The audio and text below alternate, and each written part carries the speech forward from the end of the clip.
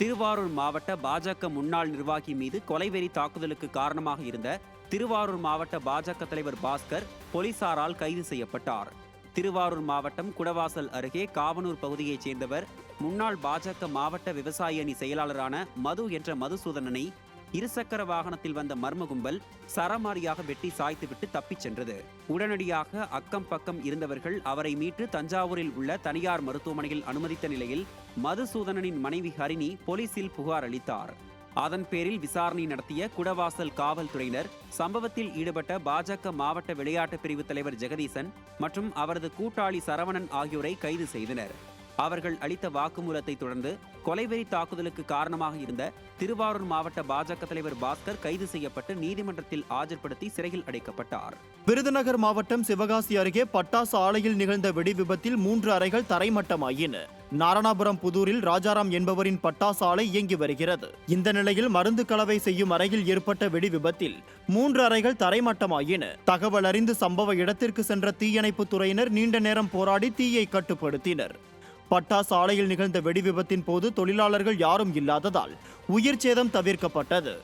அண்மையில் சிவகாசி அருகே உள்ள பட்டாசு ஆலையில் நிகழ்ந்த வெடி விபத்தில் 10 பேர் உயிரிழந்த நிலையில் மீண்டும் ஒரு பட்டாசு ஆலையில் வெடி விபத்து ஏற்பட்டிருப்பது அப்பகுதியில் பரபரப்பை ஏற்படுத்தியுள்ளது. பட்டாசு ஆலைகளில் வெடி விபத்து தொடர்ந்து நடைபெற்று வரும் நிலையில் விடியா அரசு முன்னெச்சரிக்கை நடவடிக்கை எடுக்க வேண்டும் என பொதுமக்கள் வலியுறுத்தியுள்ளனர். ராமநாதபுரம் மாவட்டத்தில் அரசு மருத்துவக் கல்லூரி மருத்துவமனையில் ஆண் பெண் என இரு பாலருக்கும் ஒரே அறைக்குள் சிகிச்சை அளிக்கப்படுவதால் நோயாளிகள் அவதிக்குள்ளாகி உள்ளனர். ராமநாதபுரம் மாவட்ட அரசு தலைமை மருத்துவமனையானது அரசு மருத்துவக் கல்லூரி மருத்துவமனையாக தரம் உயர்த்தப்பட்டு பல்வேறு வசதிகளுடன் மருத்துவமனையின் புதிய கட்டிடம் திறக்கப்பட்டது. இந்த நிலையில் இந்த மருத்துவமனையில் உள்ள கட்டிடங்களில் ஆண் பெண் என இரு பாலருக்கும் தனித்தனி அறைகள் இருந்தும் மருத்துவமனை ஊழியர்களின் அலட்சிய போக்கால் ஆண்களுக்கும் பெண்களுக்கும் ஒரே அறையில் சிகிச்சை அளிக்கப்படுவது அப்பகுதி மக்களிடையே அதிர்ச்சியை ஏற்படுத்தியுள்ளது. விடியா அரசு மக்கள் வரிப்பணத்தில் மருத்துவமனையில் புதிய கட்டிடங்களை கட்டியும் அதனை பயன்பாட்டிற்கு கொண்டு வராமல் இருப்பதும் அப்பகுதி மக்களிடையே அதிருப்தியை ஏற்படுத்தியுள்ளது. கோவை மாவட்டத்தில் அரசு வேலை வாங்கித் தருவதாக கூறி பண மோசடியில் ஈடுபட்ட நில அளவையர் கைது செய்யப்பட்டுள்ளார். கோவை மாவட்ட ஆட்சியர் அலுவலகத்தில் கலைசங்கர் என்பவர் நில அளவையராக பணியாற்றி வருகிறார். இந்த நிலையில் அரசு வேலை வாங்கித் தருவதாக கூறி அவர் பண மோசடியில் ஈடுபட்டதாக போலீசாருக்கு பல புகார்கள் வந்துள்ளன. இந்த புகார்களின் பேரில் கலைசங்கர் மீது வழக்கு பதிவு செய்த போலீசார் மேற்கொண்ட விசாரணையில் அவர் பலரிடம் அரசு வேலை வாங்கித் தருவதாக கூறி பணம் பெற்று சுமார் 77 லட்சம் ரூபாய் வரை மோசடியில் ஈடுபட்டது தெரிய வந்தது. இதையடுத்து நில அளவையர் பணியில் இருந்து பணி நீக்கம் செய்யப்பட்ட அவர் போலீசாரால் கைது செய்யப்பட்டார். மேலும் பலரிடம் பணம் மோசடி செய்த பணத்தில் கேரள மாநிலத்தில் பண்ணை வீடு அவர் வாங்கியுள்ளதும் விசாரணையில் அம்பலமாகியுள்ளது. விடியா ஆட்சியில் அரசு பணியாளரே பண மோசடியில் ஈடுபட்ட சம்பவம் பொதுமக்களிடையே அதிருப்தியை ஏற்படுத்தியுள்ளது. ராசிபுரம் அரசு மருத்துவமனைக்குள் மழைநீர் தேங்கி உள்ளதால் நோயாளிகள் அவதியடைந்து வருகின்றனர். நாமக்கல் மாவட்டம் ராசிபுரம் மற்றும் அதன் சுற்றுவட்டார பகுதிகளில் கனமழை பெய்தது. இதனால் ராசிபுரம் பழைய பேருந்து நிலைய அரசு மருத்துவமனைக்குள் மழைநீர் சென்றதால் நோயாளிகள் குறிப்பாக கர்ப்பிணி பெண்கள் சிரமத்திற்குள்ளாகி வருகின்றனர். மருத்துவமனைக்குள் புகுந்த மழைநீரை நோயாளியின் உறவினர்களே வெளியேற்றி வருகின்றனர். இது குறித்து மருத்துவமனை நிர்வாகமும் கண்டுகொள்வதில்லை என குற்றச்சாட்டு எழுந்துள்ளது. விடியா திமுக அரசு மருத்துவமனைக்குள் மழைநீர் செல்லாதவாறு உரிய நடவடிக்கை எடுக்க வேண்டும் என மக்கள் வலியுறுத்தி உள்ளனர். தண்ணி உள்ளரெல்லாம் உள்ளே போயிடுச்சு. பெண்கள் வார்டில் தண்ணி கிட்டத்தட்ட ஒரு 1/2 ஹவராக நிற்கிது. இந்த பொண்ணு தான் எல்லாம் கூட்டிக்கிட்டு எல்லாம் பண்ணிக்கிட்டு இருக்குது. யார் இப்போ உறவினர்களே கூட்டுறாங்களா? யார் கூட்டுறாங்க? உறவினர் தான், இங்கே வேறு ஒர்க்கர்ஸ்லாம் யாரும் கூப்பிடல, எல்லாம் அவங்க தான் கூட்டிக்கிட்டு இருக்காங்க. பார்க்க வந்தவங்க எல்லாம் கூட்டிக்கிட்டு இருக்கிறாங்க. கிட்டத்தட்ட மழை, நல்ல மழை 1 மணி நேரத்துக்கு மேலே பெஞ்சிடுச்சு. இப்போ இங்கேருந்து ஹாஸ்பிட்டலேருந்து வெளியே போக முடியுதுங்களா? போகிறதுக்கு எங்கே வழி இருக்குன்னா மழைநாள் தண்ணி நிற்கிது, எப்படி போக முடியும்? சென்னை அசோக் நகரில் அதிகாலையில் வீட்டு வாசலில் உறங்கிக் கொண்டிருந்த பொதுமக்களின் மீது சொகுசு காரை ஏற்றிய வடமாநில பெண்ணை காவல்துறையினர் கைது செய்து விசாரணை நடத்தி வருகின்றனர். சென்னை அசோக் நகர் 10வது தெருவில் வசித்து வரும் சரிதா என்பவரின் இல்ல நிகழ்ச்சிக்காக வந்திருந்த அவரது உறவினர்கள் வீட்டின் வாசலில் உறங்கிக் கொண்டிருந்தனர்.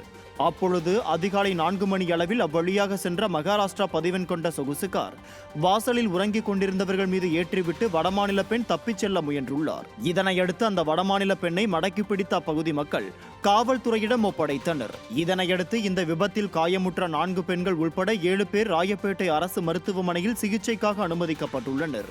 இதையடுத்து விபத்தை ஏற்படுத்திய பெண்ணை கைது செய்த போலீசார் அவர் மதுபோதையில் இருந்தாரா என விசாரணை மேற்கொண்டனர். கடலூர் அருகே அரசு பேருந்து மீது ஆம்னி பேருந்து மோதிய விபத்தில் 25 பேர் படுகாயமடைந்தனர். புதுச்சேரியில் இருந்து காரைக்கால் நோக்கி சென்ற அரசு பேருந்து ரெட்டிச்சாவடி அருகே சென்டர் மீடியன் கட்டை மீது திடீரென மோதி நின்றது. இதனையடுத்து சென்னையில் இருந்து வேளாங்கண்ணி செல்லும் தனியார் ஆம்னி பேருந்தும் அரசு பேருந்தின் பின்பக்கம் மோதியது. இதில் அரசு பேருந்தில் பயணம் செய்த 25 பயணிகள் படுகாயமடைந்தனர். காயமடைந்த பயணிகள் கடலூர் அரசு மருத்துவமனையில் அனுமதிக்கப்பட்டுள்ளனர். புதியதாக அமைக்கப்பட்ட சென்டர் மீடியன் குறித்து எந்தவொரு அறிவிப்பும் இல்லாத காரணத்தினால் கடந்த சில நாட்களாக தொடர் விபத்துகள் நடைபெற்று வருவதாக அப்பகுதி மக்கள் குற்றம் சாட்டியுள்ளனர். டாஸ்மாக் கடைகளில் மது பாட்டில் ஒவ்வொன்றுக்கும் 10 ரூபாய் முதல் 20 ரூபாய் வரையில் கூடுதல் விலைக்கு விற்கப்பட்டு வருவதாக மதுப்பிரியர்கள் குற்றம் சாட்டியுள்ளனர்.